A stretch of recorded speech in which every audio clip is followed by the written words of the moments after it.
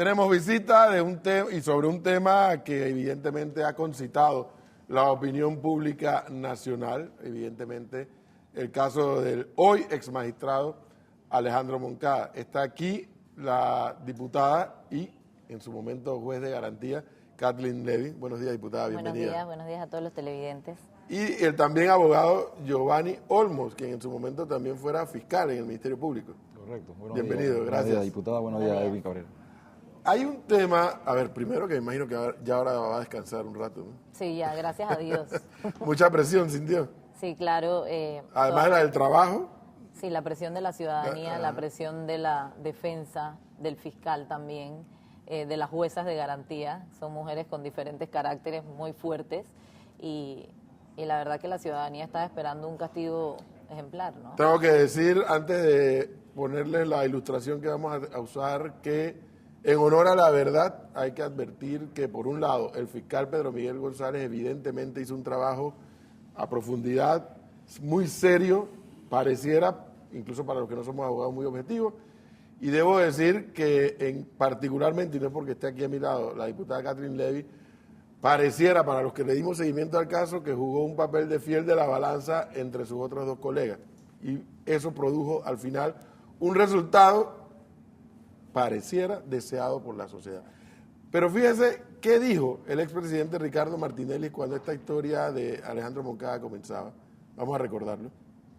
Mire, yo estoy seguro de que el licenciado Moncada hizo las cosas bien. Esto es un juicio mediático que viene de la presidencia.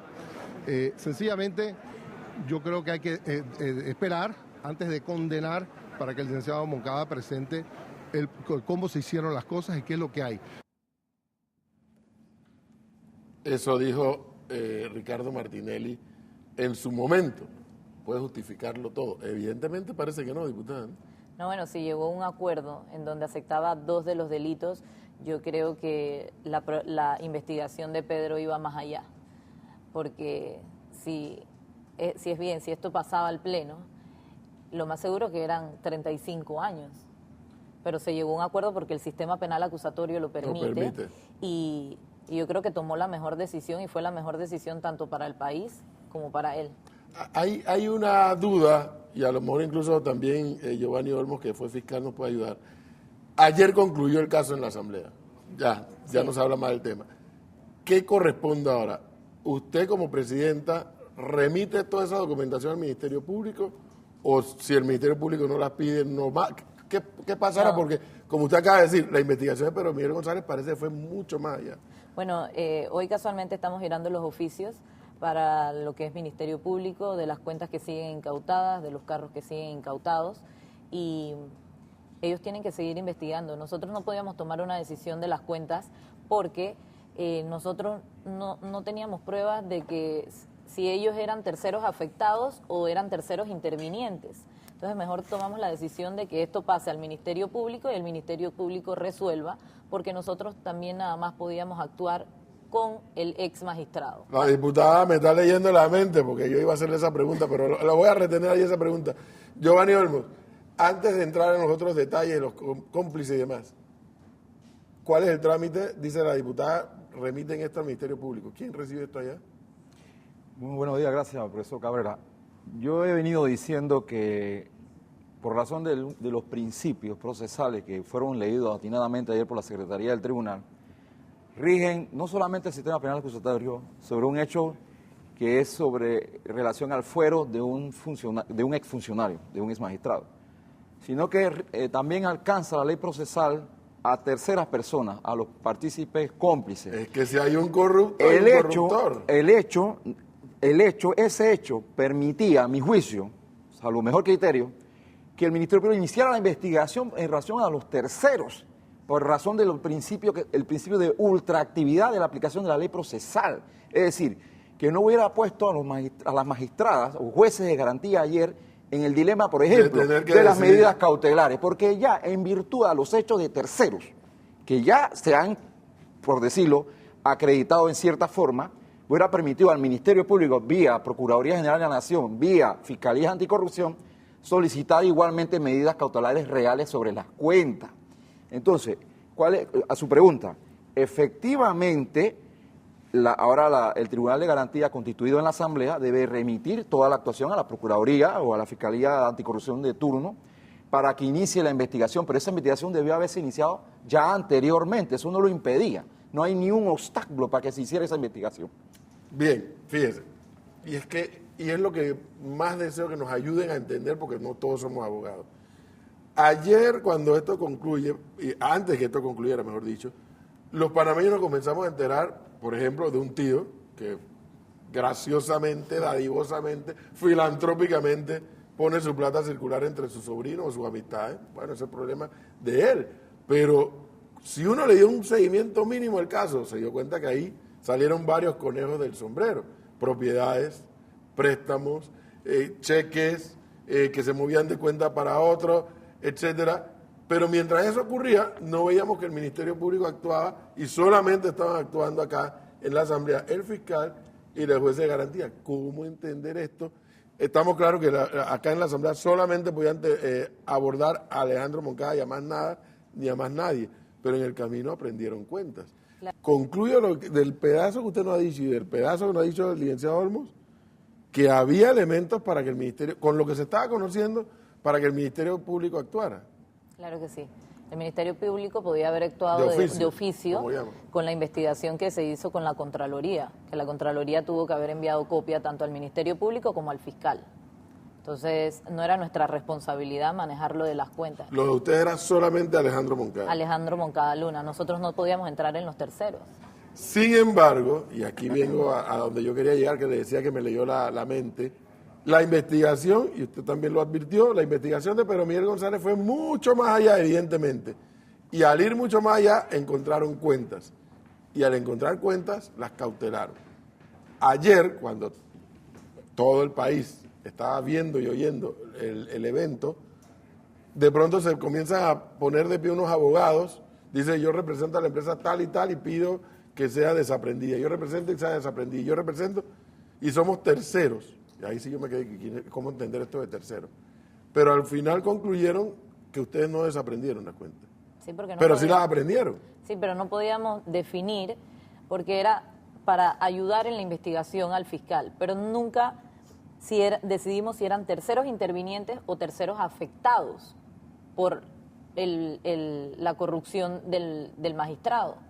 Entonces, esto era una decisión ya que no nos correspondía a nosotros tomar, porque nosotras en ese periodo, en este periodo de la imputación, nosotros no manejábamos pruebas. Tenemos que estar claro que nosotros no tomábamos ni siquiera la decisión de si juzgarlo o no. Esto tenía un proceso que se adelantó con el acuerdo y nos tocó a nosotras como juezas de garantía resolver.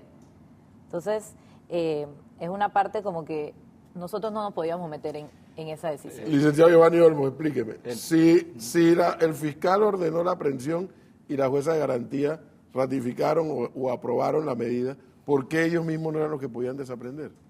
Mire, el tercero civilmente responsable es aquella persona, natural o jurídica, que no tiene responsabilidad directamente con el delito, pero que su patrimonio puede verse comprometido por razón de que está relacionado a los hechos. O sea, es decir, que el civilmente responsable es una persona que puede responder por el delito por la comisión del delito de otra persona, por razón de su patrimonio. Y el tercero afectado es que tampoco responde penalmente por el delito, pero su patrimonio se ve afectado por razón de que el expediente, porque sus bienes se encuentran cautelados dentro de un expediente, dentro de un proceso. Entonces, aquí, a la luz de lo que veo en este proceso, ellos figuran como terceros afectados patrimonialmente. Es decir, que ellos deben sustentar primero, según lo dice el Código de Procedimiento Penal al sistema acusatorio, la afectación. Tengo entendido que no lo acreditaron, eso no está acreditado y debieron haber sustentado en definitiva que ese patrimonio está relacionado directa ni indirectamente con el delito que se le investigó al licenciado Moncada. Y la famosa carga de la prueba, ¿quién la tiene que sustentar? La carga de la prueba la tiene el tercero afectado, que se aduce afectado, porque cuando él va a la audiencia la audiencia para la formulación de acusación, él tiene que ahí en ese momento acreditar que esos bienes no están relacionados ni directa ni indirectamente con el delito. Y ahí lo acredita para entonces llevarlo al juicio oral, ante el juicio oral. Pero como en este caso terminó con un acuerdo, ahí donde se centra la discusión. ¿Qué pasa con las medidas cautelares reales? si los jueces de garantía tenían o no que liberar las cuentas.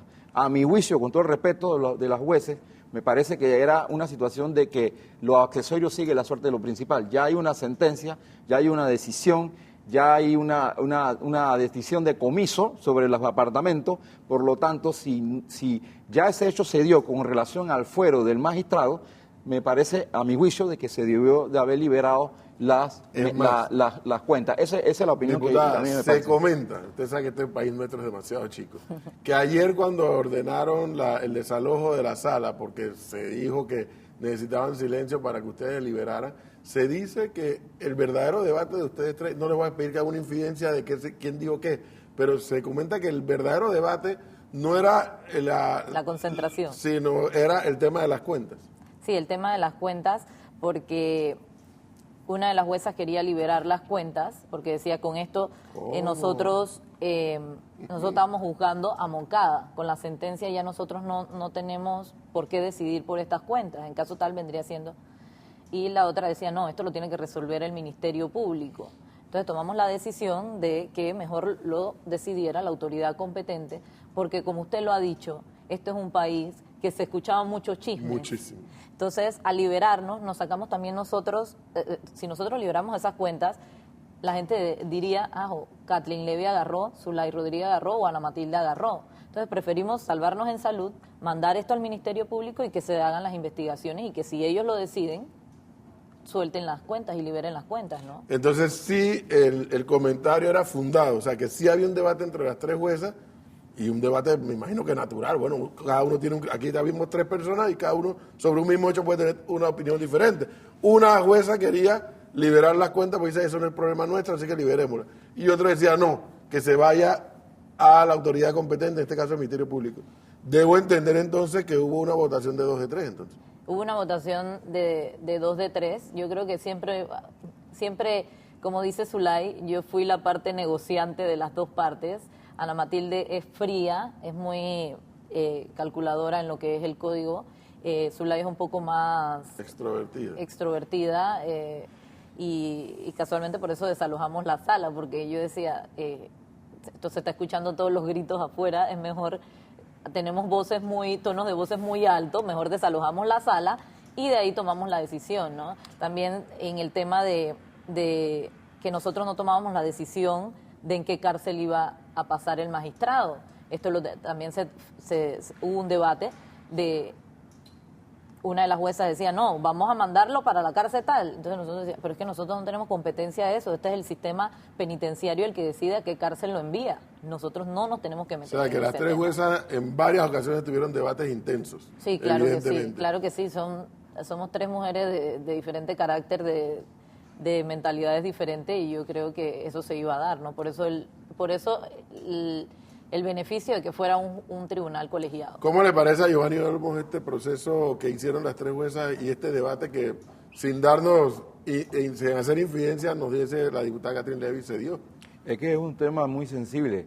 Y el punto es de que si ya se había firmado el acuerdo, ya la discusión de que cuál era la procedencia o no y la sustentación de estas cuentas ya no tenía vigencia procesal porque ya se había firmado el acuerdo y ya se había decidido la sentencia y le corresponde a las jueces de garantías, en este caso diputados, luego de dictar la sentencia, liberar las medidas cautelares reales que corresponden, porque ya hay una decisión y hay una medida de comiso de los apartamentos. Entonces, para terminar, eso es bien importante. Ahora, eso se hubiera evitado si el Ministerio Público hubiese iniciado esa investigación. Podía haber trabajado en paralelo, perfectamente hubiera habido una caramba. investigación paralelo contra los terceros y se hubiera también llevado a la discusión de esa investigación la aprehensión de las medidas cautelares. Doña María, ahora, ayer ustedes dijeron en la Asamblea, terminó esta historia aquí, pero me dicen, aquí mismo en un panel que teníamos ayer, dice, pero hace falta, es más, creo que Edna trajo el tema al tapete, juez de cumplimiento. Eso sale de la Asamblea, sale del órgano judicial. ¿Esa figura? Sale de la Asamblea. Se decía que había un vacío y que las juezas de garantía, como no había jueces de cumplimiento, vendrían a ser las juezas de cumplimiento, pero yo siento, y yo creo que es la decisión de las tres juezas, que ya nosotros tomamos una decisión, que ya tiene que entrar otro actor en este caso. Actuar. Sí, porque nosotras ya tomamos una decisión y ahora que nos presenten de que él no puede estar ahí, bajar la medida, yo creo que no sería bueno para nosotras. Profesor Gabriel, yo quiero felicitar a las jueces diputadas porque frente a lo reducido de los artículos que le compete a ellos aplicar en relación a estos juicios especiales, tienen que remitirse al texto del procedimiento común del Código del Sistema Penal Acusatorio, donde hay vacíos. Y han podido con equilibrio, equidad y con objetividad darle el trámite procesal que corresponde. Y eso es algo meritorio. Yo lo que pienso, ante estos vacíos, ante estas situaciones que no están desarrolladas de manera adecuada en el Código de Procedimiento, que es algo que yo pienso que debe de ir viéndose reforma, es que el juez de cumplimiento no le compete ya a la Asamblea. Esa responsabilidad ya no le cabe porque ya el fuero por el cual se convocó a la Asamblea como sesión judicial ya terminó. Ahora, como no existe ninguna norma que prevea eso en el Código de Procedimiento Penal, en la Ley 63, y no existe en Panamá todavía un juez de cumplimiento propiamente a la luz del sistema, ¿qué es lo que yo pienso que debe ocurrir? Que se debe de convocar a un juez de la justicia ordinaria, un juez de circuito penal, que sea el encargado entonces para los efectos de darle seguimiento al juez, a las competencias del juez de cumplimiento. El juez de cumplimiento. Correcto. Bueno, nos han dado un contexto, les estoy muy agradecido a la diputada Catherine Levy y al licenciado Giovanni Olmos. Creo, y en justicia hay que decirlo, a veces aquí uno critica mucho la justicia, a veces critica a la Asamblea, creo que en esta oportunidad han hecho su trabajo y eso creo que es lo que el país espera. Profesor, que yo hagan creo el trabajo. que hemos mandado un mensaje a todos los Es funcionarios correcto. públicos que están actualmente en el gobierno de que se está fiscalizando y se está viendo su trabajo. Y lo más importante, diputada, que el que la hace, la paga. Muchísimas gracias, Muchas a gracias. ambos por darnos esta oportunidad.